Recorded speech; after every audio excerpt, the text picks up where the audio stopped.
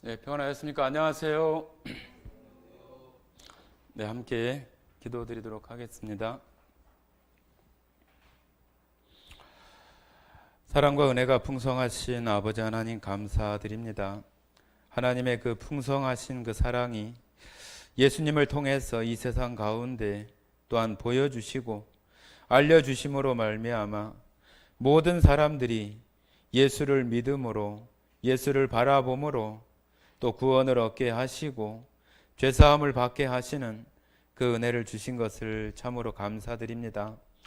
이 저녁에 그 은혜를 받은 또한 성도들이 하나님 앞에 감사로 예배하고자 이 자리에 모였습니다. 하나님, 이 자리를 축복하시고 여기 머리 숙인 모든 자들 그 심령 안에 예수 그리스도로 인한 그 십자가의 사랑이 그 마음속을 가득 채우게 하시고 감사와 또한 감동으로 되어지는 시간이 되게 하시기를 원합니다. 주님, 저희들이 이 땅에 살아가며 여러 가지 어려움과 또한 아픈 순간들을 만날 수 있지만 그 가운데에도 주님 안에 소망을 더 두게 하시고 주님 나라의 소망을 더 두게 하셔서 이 세상과 또한 이 세상 가운데 우리의 마음을 빼앗아 가는 것들로 말미암아 우리의 심령이 넘어지거나 또한 무너지지 않도록 주님께 소망을 두는 저희 모두가 되게 하시기를 원합니다.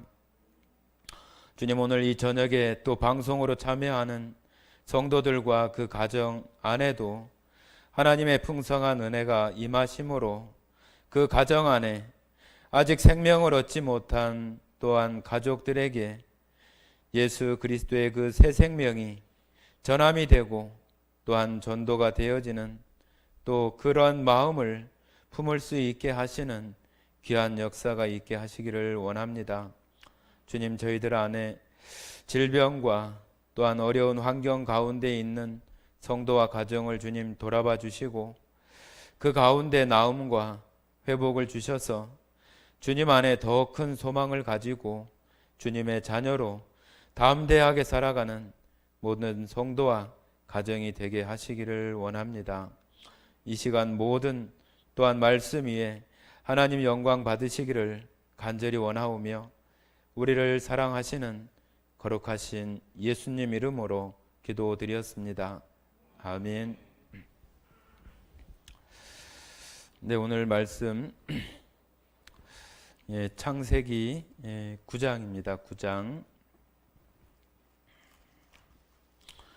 오늘 창세기 9장하고 10장이 또 노아의 그 후손인 또 셈과 함과 야벳에 대한 그 족보의 내용들이 나와 있는데요. 그 부분까지 한번 같이 나눠보도록 그렇게 하겠습니다.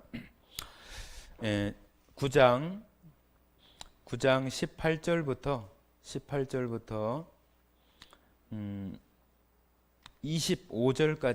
25절까지 한번 읽어보겠습니다. 18절부터 25절까지입니다. 같이 읽겠습니다.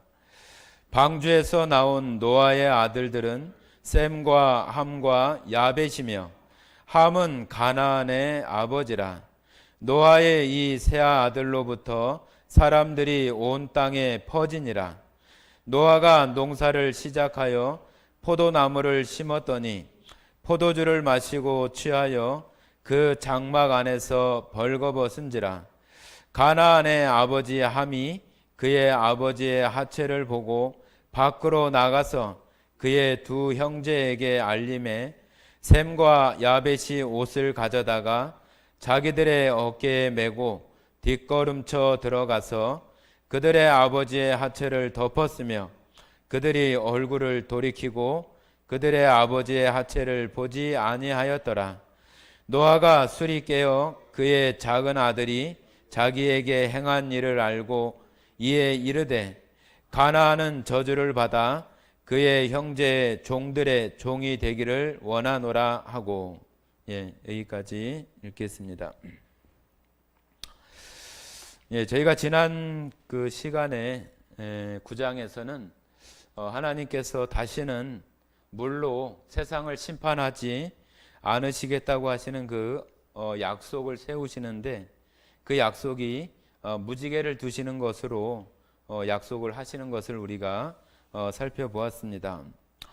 하나님께서 세우시는 그런 언약, 우리가 친구들이나 사람 사이에 되어지는 그런 언약이 아니라 하나님의 어떤 그 구속사나 하나님께서 모든 것들을 이끌어 가시고 인도해 가시는 그 가운데 언약이라고 하는 것은 일방적인 그런 그 언약일 수 있는 거예요. 그냥 어떤 조건적으로 네가 이렇게 하거나 또 이렇게 하면은 그 언약을 내가 분명하게 깨뜨리지 않고 이렇게 하겠다.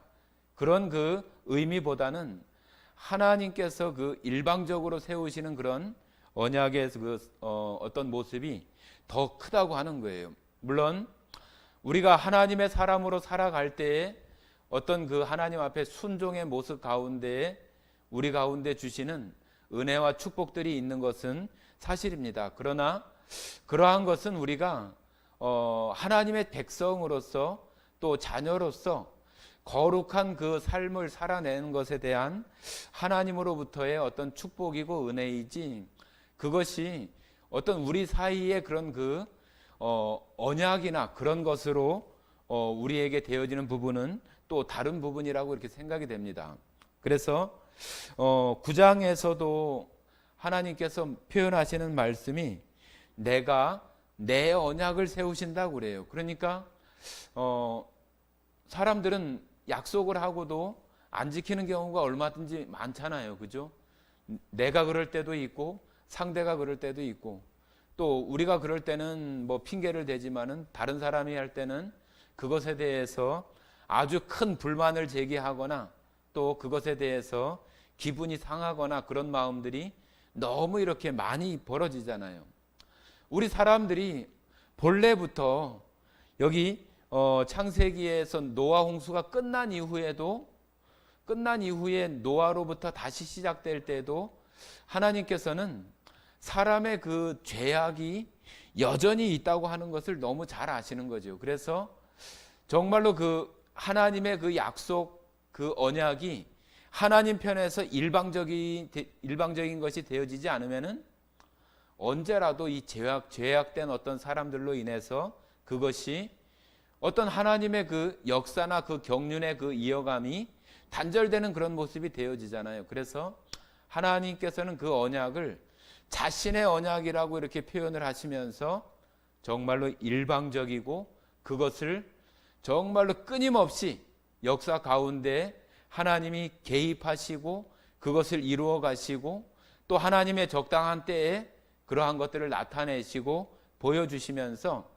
하나님이 약속하시고 계획하신 일들을 하나님께서 정말로 의지적으로 이 시간의 흐름 속에 개입하셔서 이루어 가시는 모습들을 우리가 볼 수 있습니다. 그래서 물로 다시는 심판하지 않으시겠다고 하시는 그 언약의 증표로 보여주시는 그 무지개를 우리도 이제는 그러한 것들을 보면서 노아 홍수 때의 그러한 것들을 우리가 생각하고 이 무지개를 통해서 우리가 보면서 하나님께서 자신의 그런 그 언약, 단순히 이제는 물로 심판하지 않겠구나 그런 것이 아니라 하나님께서는 자신의 그러한 약속 언약을 아주 철저하게 이루어 가시고 마침내는 그것을 완성하시는 그런 하나님으로 우리 가운데 그런 언약의 하나님으로 우리 마음 가운데 믿음으로 되어 있어야 된다고 저는 그렇게 봅니다. 그래야만이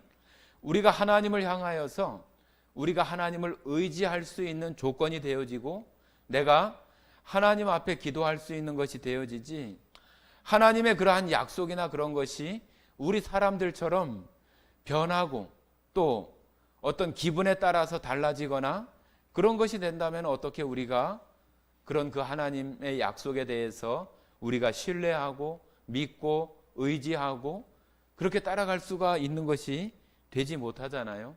그래서 그 하나님의 그 언약을 정말로 하나님께서 지키시고 이루어 가시고 완성하시는 그러한 것에 하나님은 하나님의 때에 적당하게 맞추어서 그러한 일을 하신다.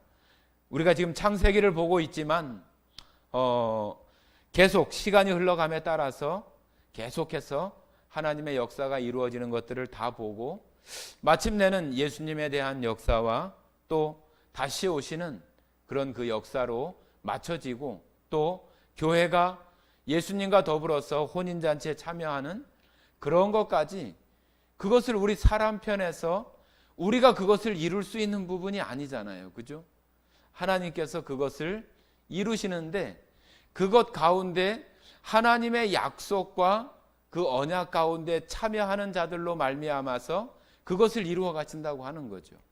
그렇기 때문에 우리가 그 약속 안에 있고 우리의 어떤 믿음이 부족할 수 있지만 우리 사람들 사이에서 우리 사람 마음에서 우리 스스로도 신뢰하지 못하는 그런 부분 속에 하나님의 어떤 약속에 대한 그것에 대해서 아주 확증적으로 그것을 바라보며 나아가는 그런 믿음이 여전히 부족한 것이 사실이지만 하나님의 그 근본적인 그 약속을 하나님은 하나님 자신 스스로가 이루어 가시는 분이라고 하는 것에 대한 그 믿음이 우리 가운데 분명하게 있어야 돼요. 그래야만이 우리는 그 하나님을 향해서 나갈 수 있는 사람들이 되어지는 것입니다. 그래서 항상 지금 뭐 장마철이긴 하지만 혹시라도 무지개를 볼 때마다 하나님은 하나님의 그 언약을 이 역사 가운데 이루어 가시고 완성하시는 분이라고 하는 것을 우리가 그것을 바라보면서 하나님의 약속을 생각하시면은 참 좋겠습니다. 9장 18절 한번 제가 조금씩 읽으면서 조금 보도록 하겠습니다. 이제 노아 홍수가 끝나고 나서 땅이 이제 다 마른 것을 확인하고 또 제사도 드리고 그러고 나서 이제 제일 먼저 여기 나오는 것이 포도 농사에 대한 이야기가 나오는데 포도를 심고 또 포도를 통해서 포도주를 만들고 포도주에 취해서 그 집 안에서 벌거벗고 있는 그 노아의 그러한 모습들 속에 그 아들에 대한 그 사건을 기록하고 있는데 여기 나오는 내용으로 봐서는 우리가 생각할 때는 포도주에 취해서 그 벌거벗고 방에 이렇게 누워 있는 노아의 어떤 그 책임이 더 크다 이렇게 우리 생각으로는 생각할 수 있잖아요. 그죠? 그것만 없었다면은 함이 그런 그것들을 볼지도 않았을 것이고 노아가 술에 취해서 포도주에 취해서 그런 장면을 나타내지 않았다면은 함도 저주도 받지 않았을 것이라고 우리가 이렇게 단편적으로 생각할 수 있는 것이 아주 뭐 극히 당연한 그런 현상이라고 저도 그렇게 생각을 합니다. 그런데 여기 아버지가 하체를 보고 그 두 형제한테 나와서 함이 알렸다 하는 것은 단순히 이렇게 뭐 아버지가 그 술에 취해서 벌거벗고 이렇게 있어 그렇게 어떤 것에 대한 이렇게 알려주는 그런 정도가 아니라 조롱하고 또 그것에 대해서 어떤 그 아버지의 어떤 그 태도나 그런 것들에 대해서 하지 않아야 되는 그런 부분들을 그 형들에게 가가지고 얘기했던 부분으로 표현합니다. 그냥 단순히 어떤 좋은 뜻으로 이렇게 알리는 그런 것이 아니에요. 그리고 어떤 부분에서는 여기 우리가 이 장면으로만 보면 그냥 말씀드린 것처럼 노아가 술에 취해서 그런 모습으로 이렇게 보지만은 어떤 신학을 연구하는 그런 사람들은 이 노아하고 노아의 아내가 함께 이렇게 벌거벗고 있는 그런 상태에서 그 함이 그런 그 모습을 보았던 것으로 이렇게 생각을 그렇게 하시는 분들도 있어요. 그래서 그런 부분에 대해서 성경에서는 아버지의 하체나 어머니의 하체를 보지 말고 범하지 말라 그런 그 표현들이 레위기에 이렇게 기록이 돼 있거든요. 그래서 그런 부분들하고 이렇게 연관을 지어 보면은 단순히 그 노아의 어떤 그런 잘못이 아니라 그것을 광경을 이렇게 목격했던 그 함 자체와 그 함이 그것을 보고 그 형제들에게 가서 조롱하고 했었던 그런 부분이 그 함이 저주를 받게 된 그 이유라고 이렇게 말할 수 있는 것입니다. 그냥 어떤 잘잘못을 따지는 그런 것이 아니라 이 함이 했던 그런 그 행동이 모세오경에 나오는 이 창세기도 모세가 기록한 거잖아요. 처음에 모세가 기록하고 있는 것이어서 똑같이 창세기, 출애굽기, 레위기, 민수기, 신명기 5권에 대한 그 기록들을 모세가 처음에 말씀드린 것처럼 그 가데스 바네아나 그곳에 이르기 전에 노아가 이런 것들을 기록하고 있었던 때예요. 그렇기 때문에 전체적인 그 부분이 그냥 그 뒤에 것은 그냥 상상하지도 않고 요 앞에 창세기의 내용만 가지고 이렇게 말하는 것은 맞지 않아요. 이 모세가 창세기의 어떤 것들을 실제로 보고 이렇게 기록하는 게 아니잖아요. 그죠? 하나님께서 그 모세에게 보여주시고 알게 해주시는 그런 것들 가운데 지금 모세가 기록하고 있는 것이기 때문에 지금 노아가 포도주를 마시고 또 벌거벗고 있는 그런 모습 자체만이 아니라 또 레위기나 그 다른 성경과 이렇게 연관되어져서 함이 했었던 그런 부분, 또 우리가 모세가 그 구스 여인을 취할 때에 그 누구죠? 그 모세가 그 잘못했다고 이렇게 지적한 그런 것에 대해서 하나님께서는 모세에게 대해서 얘기하지 않고 그 지적한 사람에 대해서 문둥병이 들게 하거나 그런 일이 있는 것들을 우리가 보게 돼요. 그래서 그런 것들이 어떤 그 잘잘못의 그런 것이 아니라 그런 그 현상을 보고 그것을 외부에 이렇게 되어지는 것에 대해서 잘못되어진 어떤 그런 표현들, 또 죄를 범하는 어떤 그런 속에서 나타나는 모습이다. 그렇게 우리가 얘기하는 것이 이 노아 홍수 이후에 함이 저주받게 되는 그런 모습도 우리가 그런 모습 가운데에서 이해를 해야지 그냥 잘못은 노아가 했는데 왜 함이 그러는가 하고 이렇게 생각하는 부분은 조금 이렇게 좀 겉에 보여지는 모습들로만 우리가 생각하는 그런 부분 속에서 되어지는 부분이다. 그렇게 생각하시면 더 좋을 것 같습니다. 그래서 여기 지금 우리가 마지막에 읽었던 25절에 보시면은 이에 이르되 가나안은 저주를 받아 그의 형제의 종들의 종이 되기를 원하노라 하고, 여기 가나안은 가나안 땅도 가나안이지만은 여기는 함의 그 후손 중에서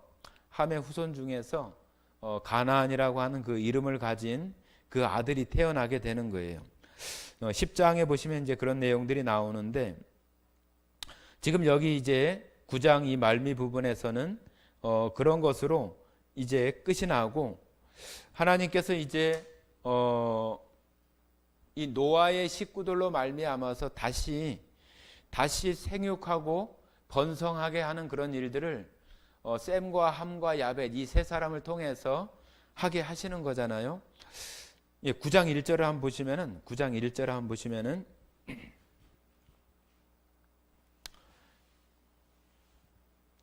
1절만 같이 한번 읽어 보겠습니다. 하나님이 노아와 그 아들들에게 복을 주시며 그들에게 이르시되 생육하고 번성하여 땅에 충만하라. 이 말씀은 우리가 창세기 1장에서도 보셨던 것처럼 아담에게 똑같이 얘기를 했잖아요. 그죠? 생육하고 번성하고 땅에 충만하라. 땅을 정복하고 그런 그 말씀들이 아담에게도 있었던 것처럼 다시 시작하시는 이제 그 셈과 함과 야벳으로부터 시작하는 그 속에서 다시 생육하고 번성하고 땅에 충만하라고 이렇게 말씀을 하셔서 어찌 보면은 그 창세기 때에도 셈으로 또 우리가 잘 알았던 그 누구죠? 아벨을 죽였던 그 가인의 계보와 셈의 계보 가운데에서 또 족보가 이렇게 똑같이 등장을 하잖아요. 그죠? 여기 이제 그 노아로부터 또 다시 시작되는 그 가운데에서도 지금 또 똑같이 10장에서 그 족보에 대한 이야기를 또 하고 있는 것입니다. 근데 이 족보 가운데에서 우리가 5장에서도 그 족보를 통해서 하나님의 어떤 그 계획 또 구속사가 이렇게 담겨 있는 것들을 봤던 것처럼 10장에도 그런 내용들을 우리가 찾아볼 수 있고 또 그 세상이 이 세 사람으로 말미암아서 그 후손들이 퍼져나가고 그런 것들을 우리가 살펴볼 수 있겠습니다. 10장을 한번 보시겠습니다. 10장. 10장은 말씀드린 것처럼 계속 그 족보에 대한 이야기를 담고 있는데 이 족보라고 하는 그 우리말로 이렇게 족보를 히브리어로는 톨레도시라고 이렇게 표현을 해서 성경에 이렇게 그런 그 어떤 내용을 달아놓은 그런 것이 있을 것 같아요. 거기 보면은 히브리어로 톨레도시라고 하고 출생, 후손, 역사 등의 의미이다 그렇게 표현하고 있어서 기원, 족보, 계보, 이야기 그런 말을 나타내는 것이 그 히브리어 그 톨레도트라고 하는 것입니다. 그런데 그 여러 가지 것들 중에서 물론 뭐 여러 문맥이나 그런 것들을 살펴서 거기에 적당한 그런 해석을 해야 되지만 여기는 봤을 때는 그 족보의 그 계보의 어떤 내용을 담고 있는 부분이어서 족보나 계보의 그런 뜻으로 사용하는 것이 맞다고 이렇게 생각이 되어집니다. 근데 여기 보면은 셈 또 야벳, 함 이렇게 각각 세 사람의 그 후손들에 대한 이야기가 나옵니다. 여기 1절, 2절을 제가 한번 읽어보겠습니다. 노아의 아들 셈과 함과 야벳의 족보는 이러하니라. 홍수 후에 그들이 아들을 낳았으니 야벳의 아들은 고멜과 마곡과 마대와 야완과 두발과 메섹과 다라스요. 여기 이제 디라스요. 야벳이라고 하는 것은 야벳이라고 하는 그 이름의 뜻은 창대하다, 번성하다 그런 의미를 가지고 있는 그런 뜻을 가지고 있는 그 이름이에요. 그래서 이 야벳 족속은 말하자면은 지금으로 말하면은 저 북유럽 그 바닷가 쪽으로 이런 그 노르웨이나 또 프랑스, 스페인 그쪽 지역으로 이렇게 그 어떤 그 퍼져나가는 그런 그 지역을 가지고 있는 그런 후손들이 야벳 족속이라고 이렇게 야벳의 후손들이라고 이렇게 볼 수 있는데요. 그들이 보면은 우리가 지금 봤을 때 그들은 굉장히 그 피부색이 희잖아요, 그죠? 희고 또 그 다음에 나오는 이제 우리가 한 사람을 보면은 6절에 보시면은 6절에 함의 아들은 구스와 미스라임과 붓과 가나안이요. 여기 가나안이라고 나오잖아요. 가나안. 그러니까 가나안은 그 가나안 땅만 얘기하는 것이 아니라 함의 그 아들 가운데 그 후손 가운데 하나가 바로 가나안인데 이 함이라고 하는 사람의 그 이름의 그 뜻을 가지고 있는 것은 거무스레하다, 좀 어둡다 그런 그 뜻을 가지고 있는 이름이 함이라고 합니다. 함. 그래서 여기 구스는 지금의 이디오피아나 그쪽 그 아프리카 그쪽 지역의 그 땅들을 차지하게 되는 것이 바로 이 함의 후손들이에요. 함의 후손.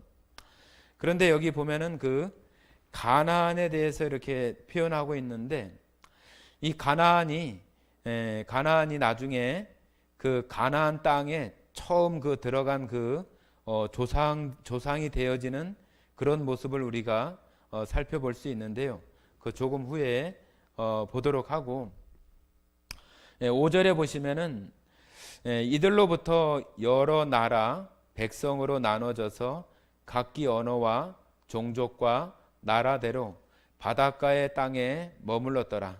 지금 여기 야베 족속들에 대한 그 표현을 하고 있는데, 여기 보면은 언어와 종족과 나라대로 바닷가의 땅에 머물렀더라 그랬어요. 그런데 지금 여기는 그 우리가 생각할 때는 언어가 나눠지고 또 사람들이 흩어지기 시작한 것이 언제냐 하면은, 언제예요? 그 바벨탑 사건 이후에 그 언어가 이렇게 언어가 혼잡해지고 흩어지는 역사가 이렇게 있잖아요. 그죠? 그래서 지금 여기 이렇게 보면은 바벨탑 사건 이전에 이런 내용들이 이렇게 나오는 것을 이렇게 살펴보면은 하나님께서 노아 홍수 이후에 바로 직후에 이런 일들이 이렇게 되어진다고 한다면은 하나님의 어떤 그 심판으로 인해서, 노아 홍수라고 하는 심판으로 인해서 사람들이 이렇게 흩어지고 또 나라가 형성되고 언어가 흩어지는 어떤 그런 부분들이 되어질 수 있잖아요. 그죠?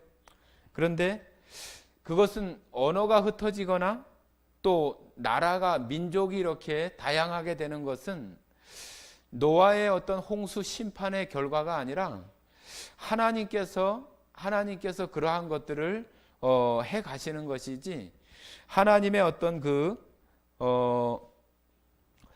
하나님의 질서나 하나님의 구속사나 또 역사를 인도해 가시는 그 과정 속에서 하나님이 이루어 가시는 것이지, 그들 스스로가 심판 때문에 스스로 이렇게 흩어져서 나라를 형성하거나 그런 모습은 아니에요. 그래서 여기 이렇게 바벨탑 사건이 바로 11장에 이어서 나오는데, 그보다 먼저 이렇게 기록하고 있다고 하는 것은 이 바벨탑이나 또 노아의 어떤 그런 것이 꼭 이렇게 막 시간 순서대로 그대로 이렇게 나열된 그런 부분은 아니다. 그런 부분으로 우리가 조금 이해할 수 있습니다. 그래서 지금 여기 그 야벳의 아들들이 북유럽과 스페인까지의 그 바닷가 쪽으로 해서 언어나 또 나라 또 그렇게 퍼져나갔던 것들을 이렇게 말씀하고 있고요. 그 다음에 그 함의 후손들에 대해서 얘기하는데 제가 조금 읽어보겠습니다. 7절부터 한번 읽어보겠습니다. 구스의 아들은 스바와 하윌라와, 여기 스바도 마찬가지로 우리가 그 솔로몬에 나오는 그 스바 여왕 그 나오잖아요. 그죠? 구스의 아들은 스바와 하윌라와 삽다와 또 라마와 삽드가요. 라마의 아들은 스바와 드단이며, 구스가 또 니므롯을 낳았으니 그는 세상의 첫 용사라. 그가 하나님 앞에서 용감한 사냥꾼이 되었으므로 속담에 이르기를 아무도 하나님 앞에 니므롯같이 용감한 사냥꾼이 없더라. 여기 그 니므롯이라고 하는 그 함의 그 후손 가운데 그 사람이 이렇게 등장하는데, 용사이고 또 용감한 사냥꾼이다 이렇게 표현하는데, 요 니므롯이라고 하는 이 말이 나중에 이것이 어떤 그 신을 상징하는 그런 이름으로 나타나게 돼요. 그것이 무로닥 또 마르닥 뭐 이런 그 표현으로 나오는데, 이 이름들은 어떤 그 이름을 가지고 있냐면은, 우리가 애굽이라고 하는, 이집트라고 하는 나라의 왕을 호칭할 때 바로왕 그러잖아요. 바로왕 그러는데, 여기 무로닥 또 니므롯에서 이렇게 파생된 그런 이름으로 마루둑 뭐 그런 그 이름들이 신이라고 하는 그 어떤 그 표현으로 이렇게 쓰여져서 나중에 여기 바벨탑이 세워지는 그 시날이라고 하는 그 땅에 그 땅에 10절에 보면 그 나오잖아요. 그의 나라는 시날 땅에 바벨과 에렉과 악갓과 갈레에서 시작되었으며, 여기 나오는 시날 그 평지에 나중에 그 거대한 제국이 형성되는 것이 바벨론이에요. 바벨론. 그 바벨론이라고 하는 나라의 그 왕의 호칭에는 항상 그 무르닥 그런 그 이름이 붙어요. 그래서 바로 왕 누구 그렇게 하는 것처럼 지금 표현을 하면 파라오 어떤 누구 이렇게 표현하는 것처럼 무로닥 누구 왕, 바벨론 누구 왕 그런 표현들이 나옵니다. 한번 그런 내용들을 한번 찾아보시면은 열왕기하 25장 한번 봐보세요. 열왕기하 25장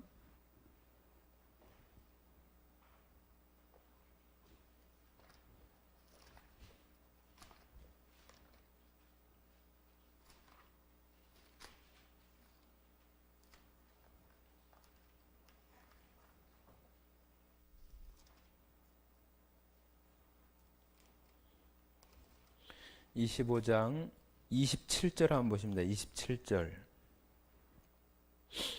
27절만 한번 읽어보겠습니다. 유다의 왕 여호야긴이 사로잡혀 간지 37년 곧 바벨론의 왕 에월 무로닥이 즉위한 원년 12월 그달 27일에 유다의 왕 여호야긴을 옥에서 내놓아 그 머리를 들게 하고, 자 여기 보면은 그 바벨론의 왕 에윌 무로닥 그렇게 표현하는데, 이 무로닥이라고 하는 이 말은 애굽의 그 바로도 마찬가지로 신격화된 그 신을 나타내는 그런 이름인 것처럼 여기 나오는 이 무로닥도 바로 그 신을 상징하는 거예요. 그러니까 바벨론 왕이 신이다, 신격화된 어떤 그런 존재로서의 그 표현을 하는 그런 이름이 되었는데, 그것이 그 니므롯이라고 하는 함의 후손들 가운데에서 되어진 그런 이름에서 발달이 되어지고 그런 그 모습 속에 나오는데, 또 한 군데를 보시면은 이사야 39장을 한번 보십니다. 이사야 39장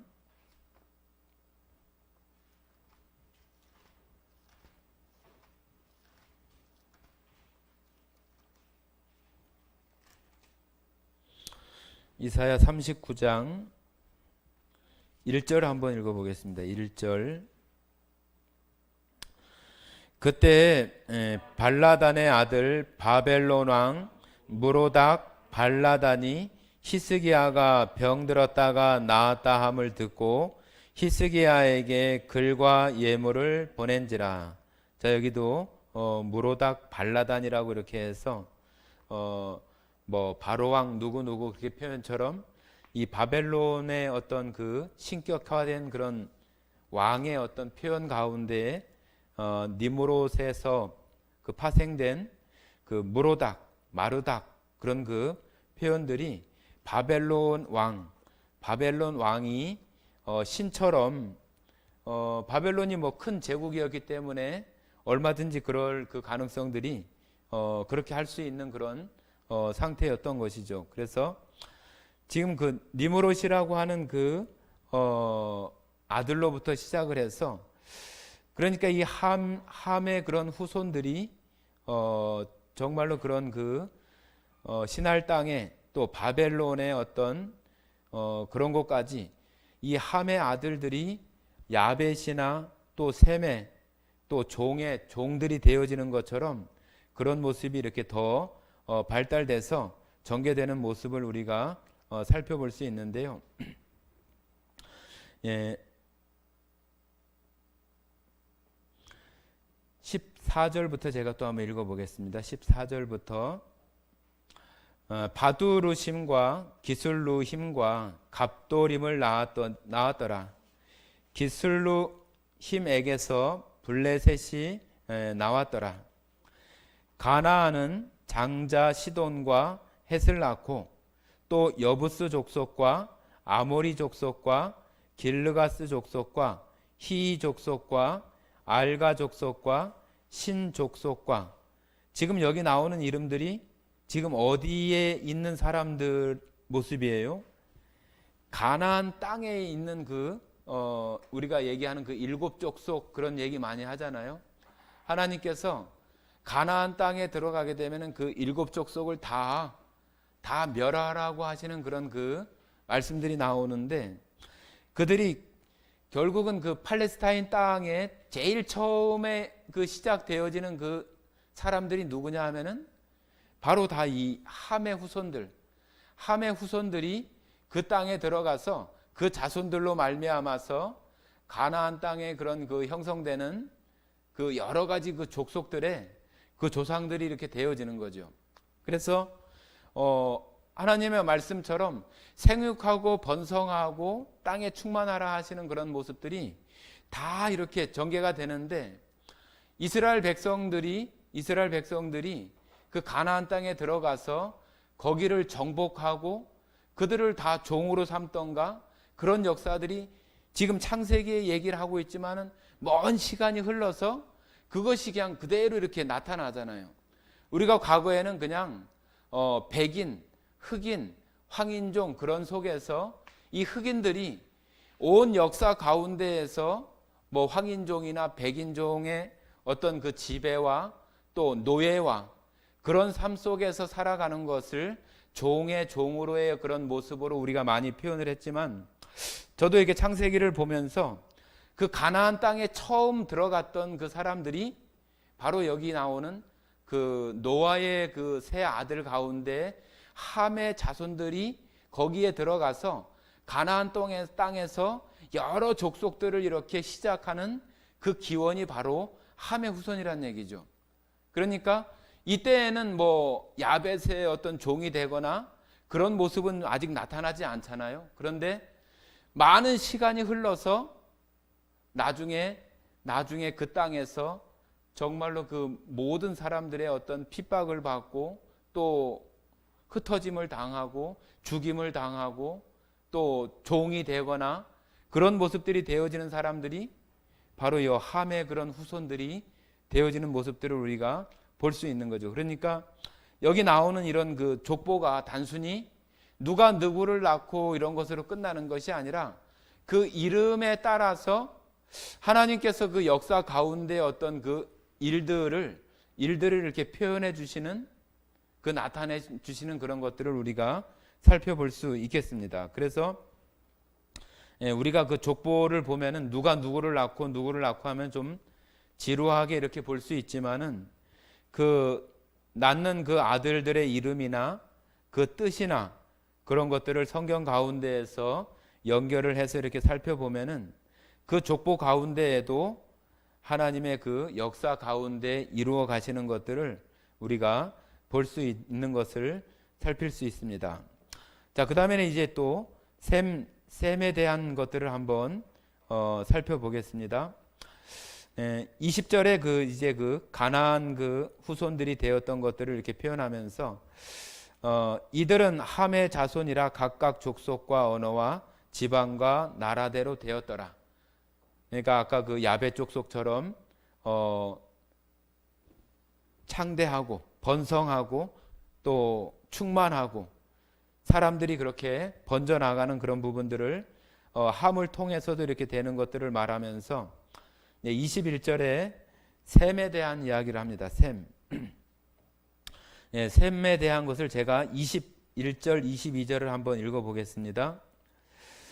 셈은 에벨 온 자손의 조상이요 야벳의 형이라 그러는데, 여기 형이라고 하는 것보다는 그 형제라.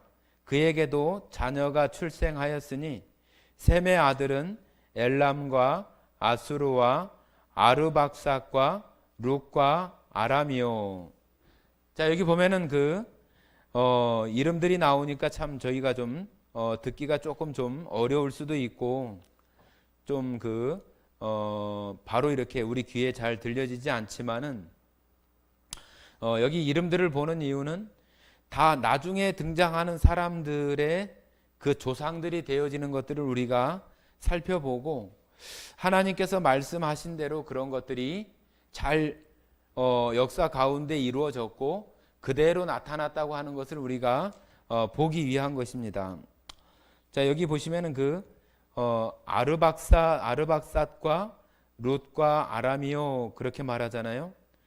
자, 그런데 여기 아르박삿을 좀 한번 생각을 해보면은 한번 11절 한번 보시면 돼요.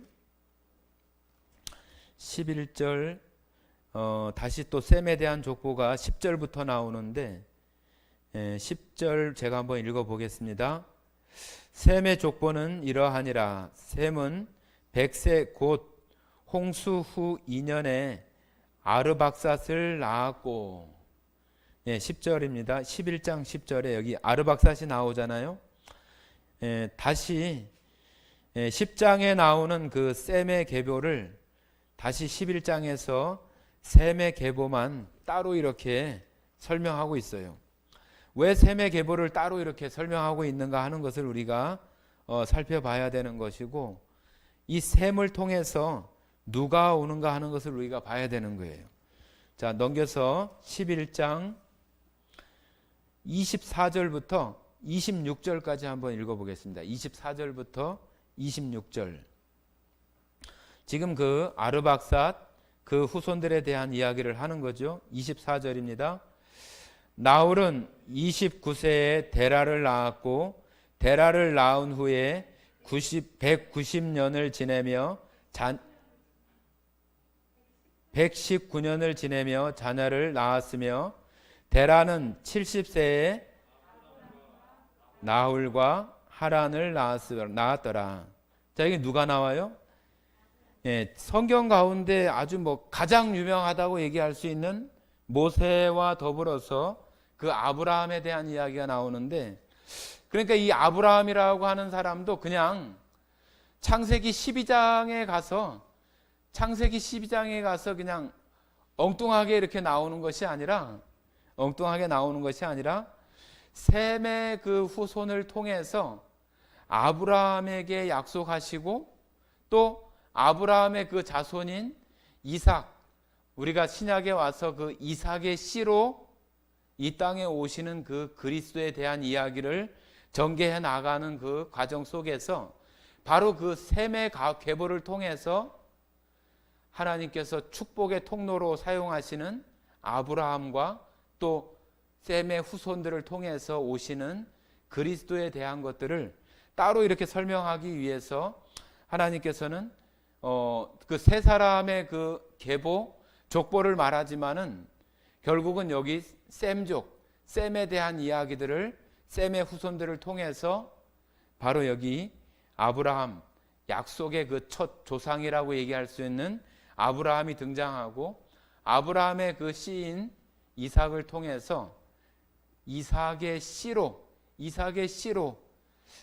씨라고 하는 것은 이삭의 그 자손 가운데 한 씨지요. 그냥 자손들, 족속들, 씨들 그런 것이 아니라 그냥 하나, 단 한 개의 어떤 그 단수로서의 어떤 것들을 얘기하면서 아브라함을 통해서 이 땅에 오시는 그 그리스도에 대한 부분을 설명하기 위해서 지금 그 셈의 그 계보를 따로 이렇게 표현하고 있는 거예요. 그래서 셈과 함과 야벳들을 통해서 땅에 충만하고 번성하고 그런 것들이 이루어지지만 하나님께서는 그것을 계속해서 이렇게 뭐라고 해야 되나요? 구분하고 나눠 가시는 속에서 셈이라고 하는 그 계보, 그 계통을 통해서 하나님의 그 축복의 통로와 하나님께서 정말로 이루시고자 하는 구속의 그 완성이신 예수님이 그 이삭의 씨를 통해서 오시게 되는 것을 나타내고자 하시는 거죠. 자, 우리 신약 성경 로마서 한번 보십니다. 로마서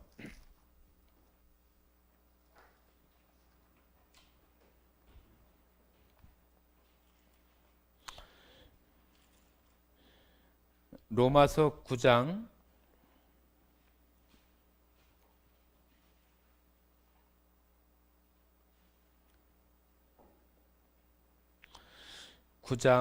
7절부터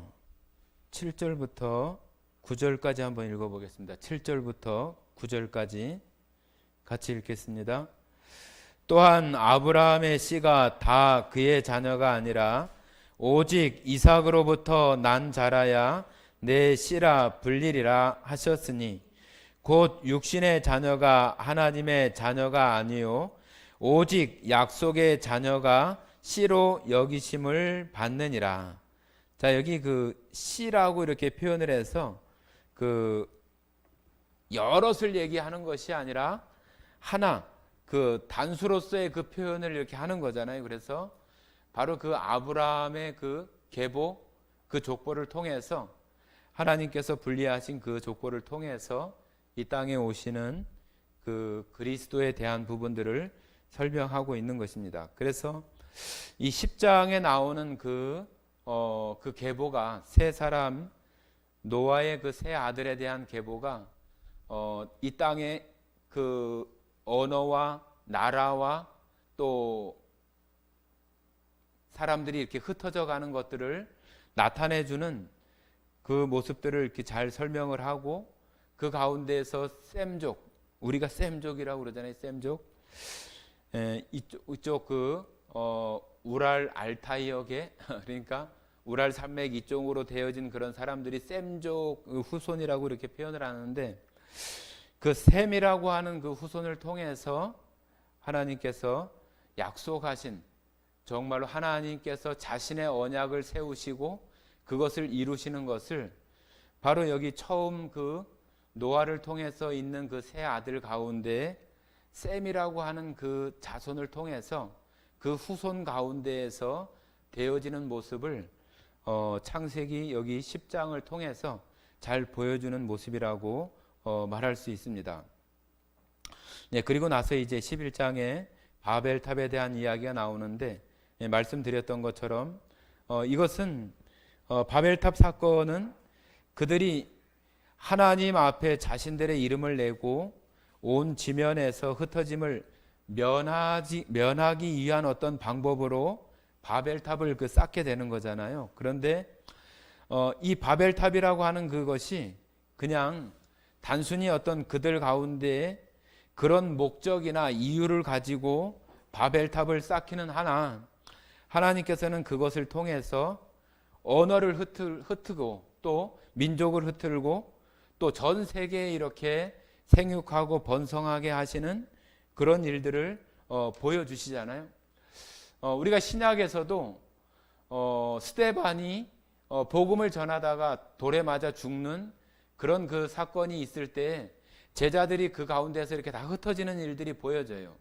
그것이 자신들이 어떤 그 핍박이나 어려움을 면하기 위해서 흩어지는 것처럼 보이지만은 하나님께서는 그 복음을 전하기 위한 그런 방편으로 그 흩어지게 하시는 일과 똑같은 그런 그 원리라고 이렇게 생각이 되어져요.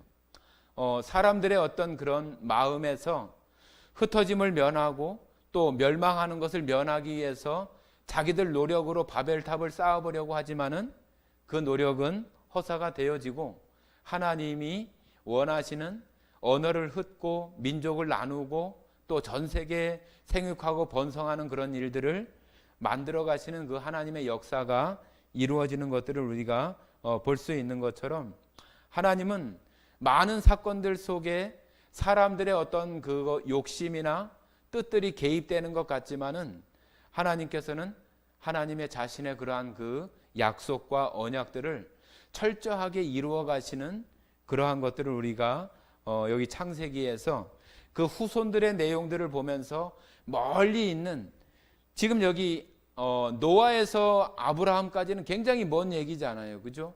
그렇지만 그 이야기를 이렇게 보여주는 것처럼 그 아브라함을 통해서 이 땅에 오시는 그 복의 근원까지도 우리가 하나님께서는 그 하나님이 약속하신 그 언약의 그 일들을 하나님이 마침내 완성하시는 그러한 것들을 우리가 창세기에서도 잘 살펴볼 수 있다고 하는 것을 말씀드립니다. 네, 오늘 여기까지 하고 마치도록 하겠습니다. 같이 기도하겠습니다. 사랑 많으신 아버지 하나님 감사드립니다. 오늘 노아의 그 세 아들들의 또한 계보를 통해서 하나님의 그 약속과 또 언약들을 이루어 가시는 그 후손들을 통해서, 후손들의 이름을 통해서 먼 훗날에 되어지는 그 일들까지 우리가 하나님께서 그 이름들을 통해서 이루어 주시는 그 일들을 우리가 살펴보았습니다. 이처럼 하나님은 하나님의 그 언약과 약속들을 이루어 가시는 그런 그 하나님임을 저희들 분명히 알게 하시고, 하나님의 언약과 약속에 기초한 이 하나님의 말씀을 정말로 더 든든히 붙들고 이 땅 가운데 살아가는 저희들 되게 하셔서 하나님의 말씀으로 말미암아 또한 승리하고 또한 담대하게 이 땅 가운데 살아가는 모든 하나님의 백성들이 되기를 간절히 원하오며, 우리를 사랑하시는 거룩하신 예수님 이름으로 기도드렸습니다. 아멘.